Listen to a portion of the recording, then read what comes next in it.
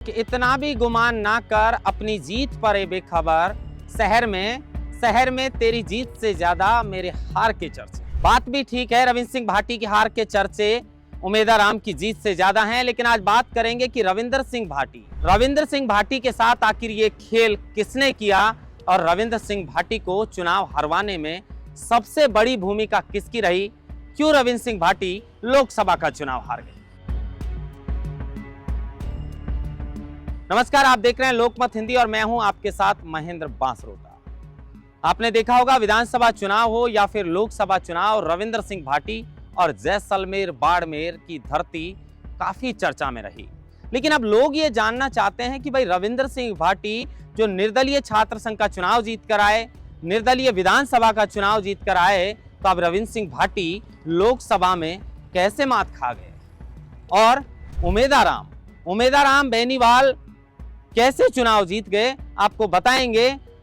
उमेदाराम बेनीवाल ने काफी अच्छी जीत दर्ज की है, लेकिन कहीं ना कहीं भाटी के साथ बड़ा खेल हुआ है। अब ये खेल किसने किया है, अगर मुख्य रूप से बात करें तो भारतीय जनता पार्टी ने मैदान में उतारा था कैलाश चौधरी को। मोदी सरकार में मंत्री भी थे, लेकिन कैलाश चौधरी चुनाव हार गए।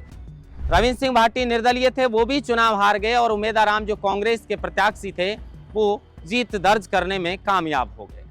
अब लोग ये जानना चाहते हैं कि रविंद्र सिंह भाटी कैसे मात खा गए। तो आपको बता दें कि जब हमने बाड़मेर में लोगों से बात की फोन पर, तो हमें पता चला कि बाड़मेर में दो जाट मैदान में थे, कांग्रेस और बीजेपी से, और निर्दलीय के रूप में रविंद्र सिंह भाटी मैदान में थे।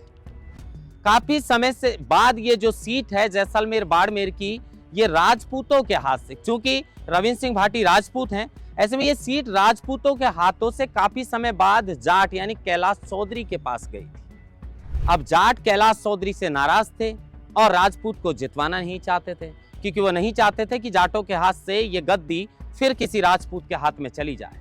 अब उनके पास एकमात्र अगर कोई ऑप्शन बचता था तो वो ऑप्शन था उमेदाराम बेनीवाल, क्योंकि जाट वही थे।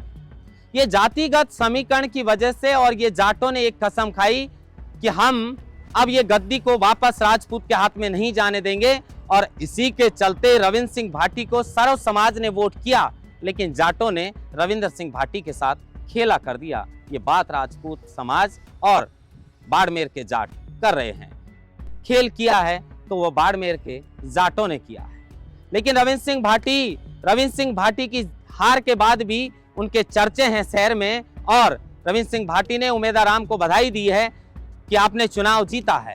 ये मेरा आखिरी चुनाव नहीं था, उमेदाराम को जीत की बधाई दी है। लेकिन लोग जो जानना चाहते थे कि बड़ा कारण क्या रहा, ऐसा नहीं है। रविंद्र सिंह भाटी दूसरे नंबर पर रहे हैं। रविंद्र सिंह भाटी ने लोकसभा चुनाव में पूरी तरह जान झोंकने का प्रयास जैसलमेर बाड़मेर में किया है।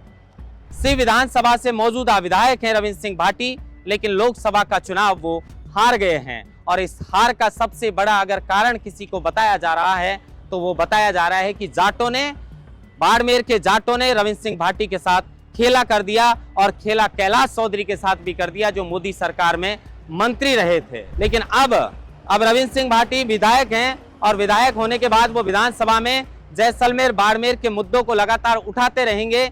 लेकिन उमेदाराम ने जो जीत दर्ज की है उसके भी अब चर्चे चारों तरफ।